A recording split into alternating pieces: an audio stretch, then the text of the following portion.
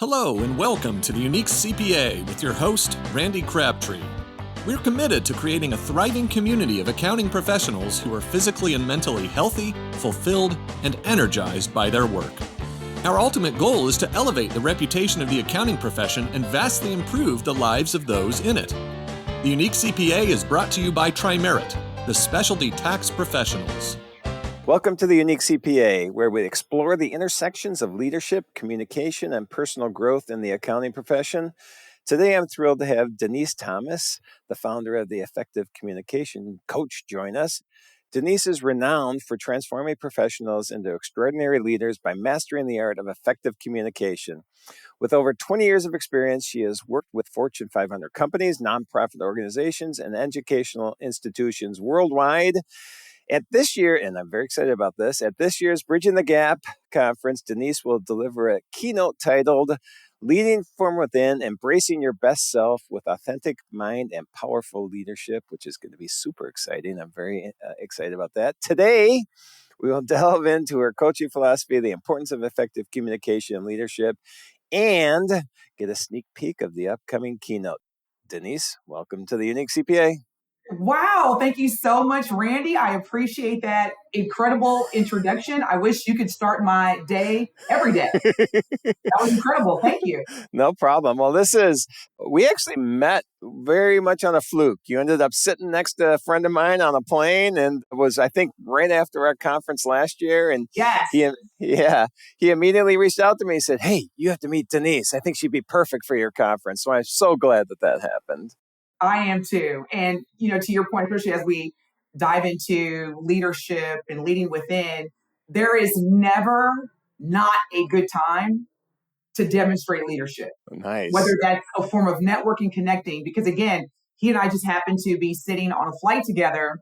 And once he said the two words, conference and amazing, I was like, I want in. And so I'm so thrilled to be a part of Bridging the Gap this year. And once again, thank you, Randy. I'm so excited. No, thank you. I'm so glad we were able to get you all signed up for it. I honestly don't remember. Are you day one or day two? I can't even remember now. I believe I'm day two. I think so too. I think the morning session, day two. So everybody that's going to be at the conference, make sure you're awake, ready for getting energized day two. All right, so let's jump into this. There's a few things I want to do. I want to get just background. You've built this career around communication or effective communication. And so really, what inspired you to do this? How did you become this effective communication coach? It actually started from childhood. Oh, yeah?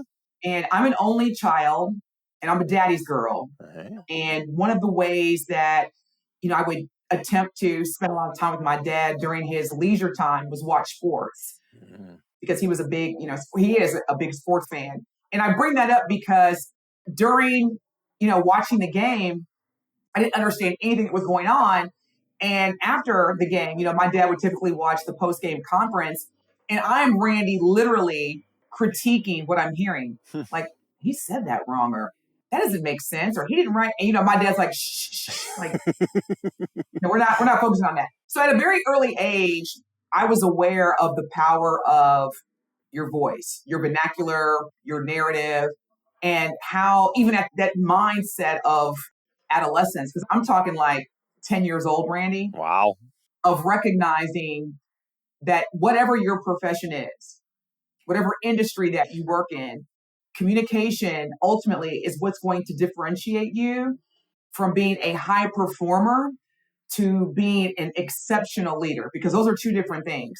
One can be a part of being an exceptional leader. However, if you're not someone that can speak to what you're doing and to connect with people through words, and whether it's verbal or nonverbal, it discounts the true impact of your legacy and leadership. Wow. So this is a lifelong thing. You were born with this Yes. passion for communication. That's amazing. I did not grow up with the passion for communication. I honestly don't think. I was somebody that waited to take speech class to the very last class in college. I dreaded it. I didn't want to do it. I always had this mindset of, you know what, I'll talk when there's something important to say, which is probably okay, but people can't shut me up now. So I don't know what happened. I don't know where that transformation happened. Well, Randy, that's fair because 99% of the world's population, number one, fear public speaking. Oh, yeah. And that is a result of how we and typically, for folks like me, I'm a Gen Xer. So I was conditioned and socialized primarily in the 80s and 90s. Yep. Back then, communication was a soft skill. Right. Do you remember that, Randy? When it was like, you had to have technical skills, you had to have business acumen, and communication was always, that's a soft skill. We'll work on that later.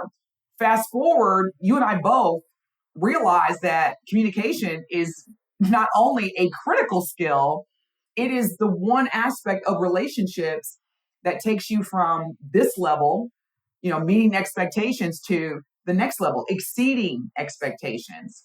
Yeah. So it's fair that that's been your experience. That's fair. I appreciate that. Let's get into that a little bit then. Let's tease a little bit of what you're doing at the conference. I love the title, Leading from Within, which is great. Embracing your best self, an authentic mind for powerful leadership. So let's break that down a little. What are you expecting to talk about at the conference? Yes. Well, thank you for that question, because leadership oftentimes is focusing on others, which is valid. However, wherever you are in your leadership journey, and this is what I'll really dive into during the conference, is it's not just about having a title, whether it's, senior director or general manager. It's not just about that. It's most definitely about the ability to distinguish whether I'm leading or managing others. And sometimes you have to do both because, based on the situation. But all of that, Randy, it starts internally. And so in order for me to be able to lead within, that means that I have to align my core values, my vision, and my voice before I can influence others around me. Got it. Makes sense. All right. So let's talk about the within. So, embracing your best self. Mm-hmm. Break that down a little. What does that mean? What am I looking to do if I'm embracing my best self?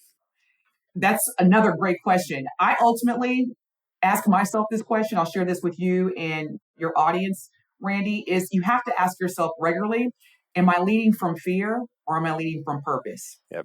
And it sounds dramatic, but oftentimes, again, in any type of shift, whether it's a partnership, leadership, we often are seeking validation and we are measuring whether or not our leadership is impactful based on others.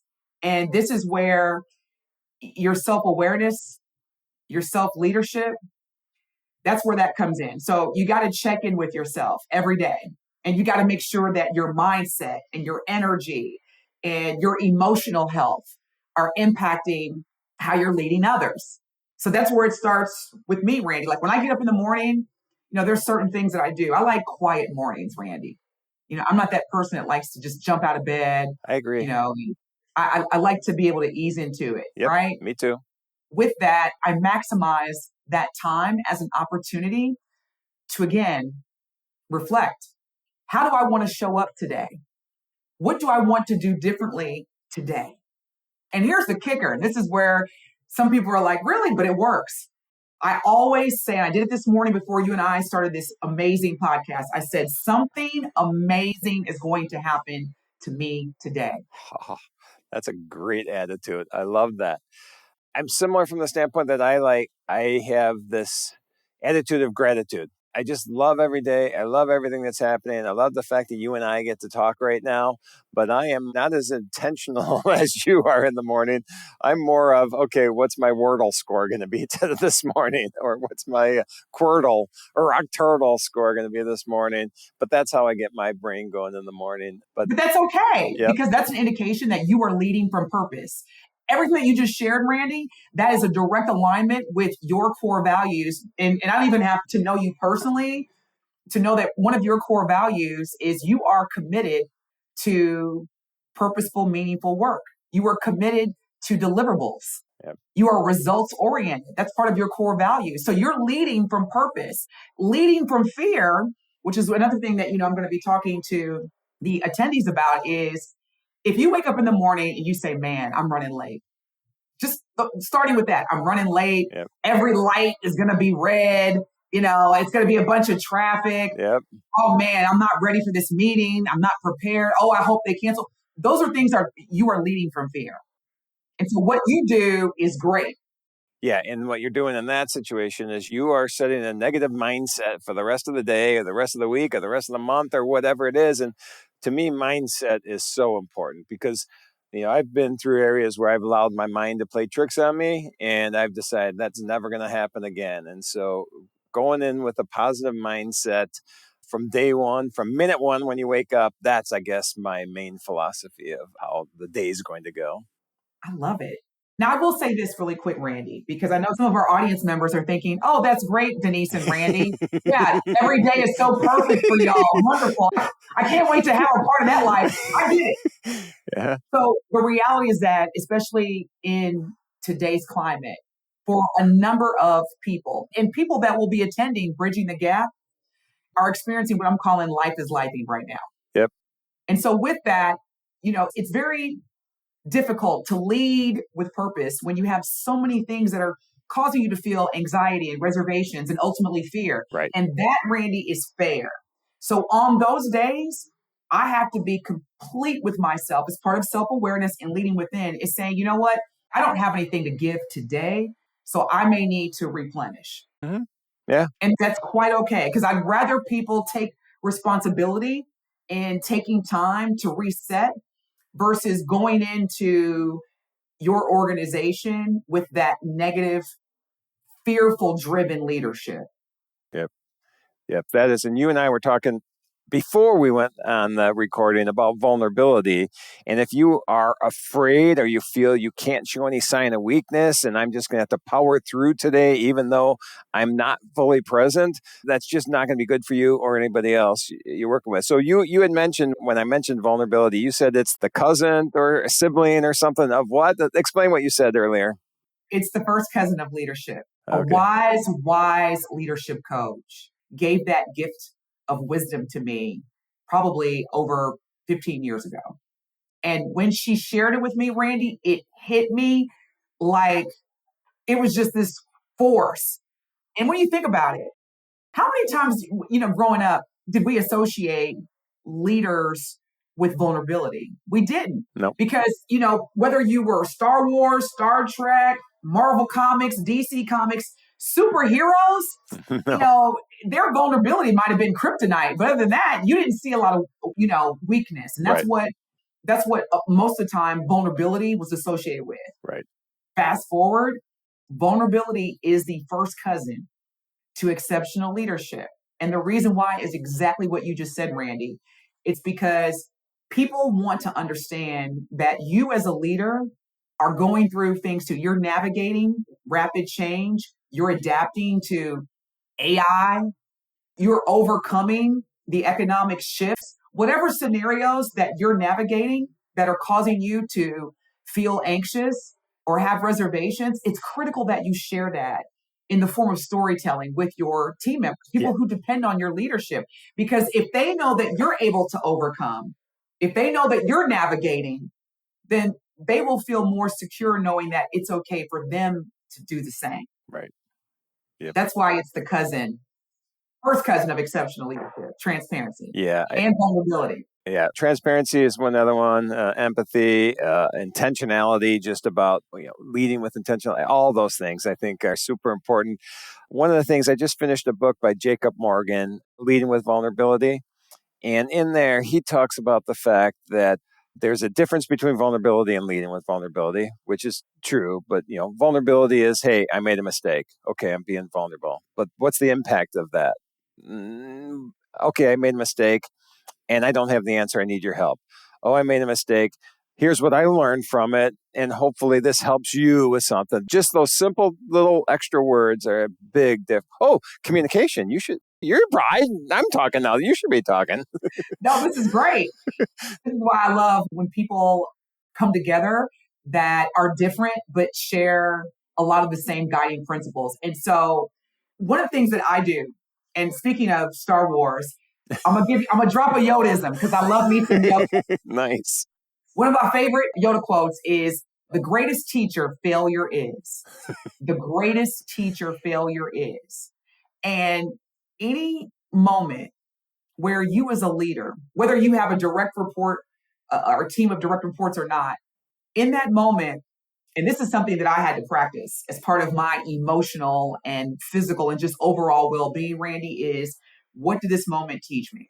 Mistakes, failures, setbacks, they are the greatest teachers. But it will only serve as a teacher when you take a moment, and this goes back to leading from within, is reflect on what did this moment teach me? And I can tell you, making mistakes and errors, it's not a lot of wiggle room for that. Nope. But when it does happen, give yourself that grace and say, okay, what did I learn from this moment? And move forward. Yep. Because that, again, experience is what makes people experts. Oh, yeah. I'm a much better expert than I was 40 years ago because I have a lot more experience. Exactly. So one thing, what you were just saying, the failures or the fear to fail. I mean, if there's not a vulnerable leader, people are going to have this fear to fail. An organization can't thrive without being, creative and innovative, in my mind. And if there's this fear of failure, you're not going to be creative and innovative, and then you're going to fall flat or you're going to get passed by. And so, I think there was I think it's from Harvard Business School, or there was some statistic out there that shows that, I don't know how they measured it, but that organizations that promote vulnerable leadership are 30% more innovative and creative, however you measure that. But man, I'll take that in a heartbeat. Oh, that's what we need now more than ever. Yep. Leadership requires adaptability, and leadership also requires, and this is one of my favorite phrases, embracing the mess. Yeah. You got to be able to embrace the mess, and embracing it again as a call to action. Right. Where do we go from here? And what you'll find, what's the value proposition in this is, to your point, into the Harvard Business School statistics, is you will find that more people within your organization will organically follow you, follow your leadership, trust you, the more they see you being transparent and demonstrating the ability to say, you know what, I made a mistake, or you know what, I made the wrong decision, I apologize, here's what we're going to do moving forward. Can you imagine that? Yeah. Can you imagine if you look at your trajectory, Randy, and you look at all the times where you heard a leader, someone who you looked up to, someone who you admired, respected, to hear them say, you know what, Randy, you know what, team, I made a mistake. But here's what we're going to do after I reflected on it. And hopefully this will organically turn into a best practice. You know how powerful that is? Oh, yeah. Huge. Well, let's get into that then. Let's talk about the effective communication, coach. Let's talk about what you're doing. And maybe if you have it, give us like a case study where you've gone in and had this positive impact on this leader, and then the results that happen within that organization from that. No, great question. And, I have to just, before I get into that, preface with, this is one of the most sought after areas of focus right now, whether it's an individual or whether it's a client who wants me to come in and coach a group. And so leading from within right now, it takes a lot of work to distinguish whether you're leading or whether you're managing. That's going to be big because there is, as you know, change is inevitable and it's rapid. Yep. And it's going to be very important for your audience, as well as those that will be attending the Bridging the Gap conference, to clearly make that distinction between whether I'm focusing daily on processes, tasks, efficiencies, or am I focusing on people, vision, and influence? I'm not saying you can't do both, Randy. Right. But you're going to have to make that distinction on how am I leading in this situation, or how am I leading on this project? Both are necessary. I want to be clear. Both are necessary. But when you have an over-reliance on one versus the other, it's going to limit your growth. It's going to limit, to your point, and this is a big one, it's going to limit the innovation aspect. Mm-hmm. And in addition to that, the team empowerment. Because most people that report to you and that's whoever's listening right now, most people that report to you in today's climate, the work has to be meaningful and it has to be aligned with their purpose. And they have to feel as though this work is positioning them for success. Because a lot of people associate whether or not the company is successful with their success. Yep. There's no longer the days where you could tell, your team member, like, hey, Randy, you've been chosen or you've been invited to play a role on this highly visible project. We used to be so excited. We'd be like, I don't really like this, but hey, I'm going to do my league. Those days are over. And so you have to shift the focus when it comes to your point, driving innovation, driving results, and most importantly, seeing that EBITDA, helping our companies, be great places to work and be profitable. That starts with the vision alignment. And that starts with delegating tasks that directly align with purpose and meaning. Man, you're saying everything I love. Sorry, keep going. And, because I'm very passionate about this because, again, so many people, okay, so I was going to save this for, and I'll probably still bring it up. Yeah. But I'll share a personal experience. Yeah. Personal, but professional experience. I had a client reach out to me and they said, hey, Denise, we've been experiencing some significant employee turnover. And I initially wanted to understand what their talent acquisition process was at a high macro level. Like, just walk me through macro level, your talent acquisition process. And I said, okay, great. Now let's go into talent retention. And I said, how many people managers that were individual contributors have you promoted, let's say in the past year? And they gave me the data. I said, okay, now out of these people managers that you promoted from IC, individual contributor, to people managers have experienced this employee turnover. 78%. Okay, Randy, now stay with me. So now I want to deep dive. I want to do some root cause analysis. And basically, without getting into too much detail, we found out, and this is a trend, this is a behavior that a lot of employers do. A number of employers will promote individual contributors into people management roles or people leadership. Let me clarify. People leadership roles based on their performance, their technical acumen, with zero passion for people. Mm-hmm. I will say this, Randy, and then we can move on because I definitely want to be able to expand on this in Colorado. Yep. Dear hiring managers, dear HR directors, business partners, please stop promoting people that don't like people into people management roles. Yeah. Because every time a client reaches out to me to address employee turnover, they're focusing, Randy, on the people. You got to come in here and you got to talk to the team. You got to get them remotivated. And I'm like, I will do that happily, but let's go a little bit further in terms of how we got here in the first place. Yep.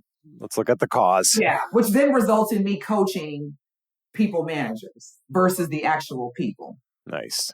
So it seems like a common thing when you go into places. I mean, yeah. And we've actually done that. We've learned that lesson ourselves at Trimerit, a few times. I mean, we've got great people. It doesn't mean that they're still not great people. It's just, they then find that role that makes sense for them if we put them in the wrong role. It doesn't mean that they're not the right person for the organization. It's just that they're not the right person for the role because they aren't a people person or whatever, or they're not a technical and they are a manager. And we did the opposite. So, yeah, I think analyzing people, looking at what their skills, their passions are, and aligning those with what they're doing. I have a saying that I think I made up, and it's because this is where I live. I live at the intersection of my passion and my skills. And if everybody can live at that intersection with what they're doing within an organization, man, how can that organization not thrive? I love it. Exactly. To build off of what you just shared, I want to encourage your audience to also create space from a leadership standpoint. Because one of the words that you and I, Randy, have been saying throughout this podcast is, innovation and also the reality of moving your mindset. Okay, we've been talking about innovation and transforming your mindset. I want to build off of that and share with your audience that moving your mindset from doer to developer will help your leadership brand immensely. Let me just expand on that. Because as leaders, there's a great deal of responsibility to exceed results. across business, across people. It's a lot of pressure. And it's quite frankly, the higher you go up, it gets lonelier. Going back to Star Wars, you had Yoda and you had Luke Skywalker. And most people associated Luke Skywalker as the hero, the Jedi. And the reason why is because Yoda had no problem with serving as a developer versus a doer. Because if you are a Star Wars fan, you will know that every time Luke Skywalker would walk through the swamps and walk for days just to get some advice from Yoda, Yoda had very few words, but the words that he had were impactful and empowered Luke Skywalker to be the hero. We as leaders, one of the great ways to measure your impact as a leader, especially when you lead people, is how many heroes or heroines are you creating? Because if you find yourself being the hero, that's not leadership. Right. But if you find yourself developing people to become heroes, that is what makes you an exceptional leader. And that's why Luke Skywalker, again, would walk through the trenches, because he knew that Yoda, a former Jedi, a former Luke Skywalker, was now in his role as a leader to develop others to be just that. Awesome. So this has been the Star Wars podcast. Thank you for joining us. George Lucas, I'll let your girl. Nice. We got to get you out developing just a straight hour presentation on Yoda-isms and in leadership. That would be awesome. Sign me up. Yeah. As a side note, a friend of mine last year at our conference, great guy, Terrell Turner. He could speak on anything. And before our conference, and I didn't realize he was going to take me seriously, I said, hey, I want you to base your entire presentation off of, and it was going to be on marketing, off of Captain Underpants. And he ended up doing it. And I'm like, wait, you really doing this? So that was amazing. So we'll have the Yoda-isms, we'll have the Captain Underpants. We've got to figure out what else we can do. That's a combination right there. Yoda and Captain Underpants. It's no better. That'll be a sellout for sure. All right. So this is been great conversation. I could talk to you all day long, and look out at the conference, because if I see you before you go on stage, we'll just be talking for hours, but which would be fine. I'm looking forward to seeing you in person. But I think we're going to wrap up. Before we do, a couple final things before we get to contact information. One of the things, and I think you would probably agree that is important, is for me personally, is to know people outside of their job title and know what their passions are outside of work. So my question to you is, when you're not out there making great leaders and working on great communication skills, what do you enjoy doing? It sounds like sports may be one of it, but what do you enjoy doing? Definitely a diehard Bears fan. So you can even see my coffee mug holder I'm Bear down all the way. Outside of that, I just recently came back from 2 weeks in Japan. Awesome. I spent time in Nara, Kyoto, Osaka, Tokyo. So I love to travel abroad, because to me, one of the best educators is just immersing yourself in different cultures, in different areas of the world. There's a song, What a Wonderful World, by Louis Armstrong. Yep. And that's why it's so important for me, Randy, because if I just solely rely on what I see and read on the news and social media, I would think that this world is terrible. Yep. But contrary to popular belief, every time I travel, whether it's within the United States or outside abroad, I learned so much about there are truly more good people in this world than not. Yep, I agree. Travel's a big thing for our family. My wife and I do it quite often, and we learn stuff and meet cool people every single time. So that's awesome. And I think you're probably pretty good at meeting people. I'm really shy. I struggle. I love you. That's shining through. Your shyness is shining through today for sure. So I'm not shy. I'm probably too outgoing at times, but yeah, one of my passions is definitely traveling the earth and just using that as an education and leadership development resource. Yep, that's awesome. And then if anybody, they'll see you at the conference, but if anybody wants to find out more about what you're doing, the Effect Communication Coach, see where you're speaking next, any information, see any blogs or anything you're putting out, where would they look? Please connect with me. I would love for you to connect with me. My website address, which will give you all the access to me, is www.real realcomcoach.com. So that's www.realcomcoach.com. That's also my handle and username across all social media profiles, realcomcoach. So I look forward to connecting with your audience both online, virtually, as well as in Denver. Nice. It's going to be a blast. And we will put that in the show notes as well so people can reach out to you. And Denise, it's been great talking with you today. As a side note, you and I get to do it again tomorrow, so I'm excited about that as well. But Likewise. Great talking to you. We look forward to seeing you in July. And I'm thinking people need to reach out to you because there's so much great information you're willing to share, whether it's Star Wars or other things. Well, I appreciate it, Randy, and I look forward to hearing and connecting with everyone. So thank you again. This has been a pleasure. Thank you for joining us today on the Unique CPA.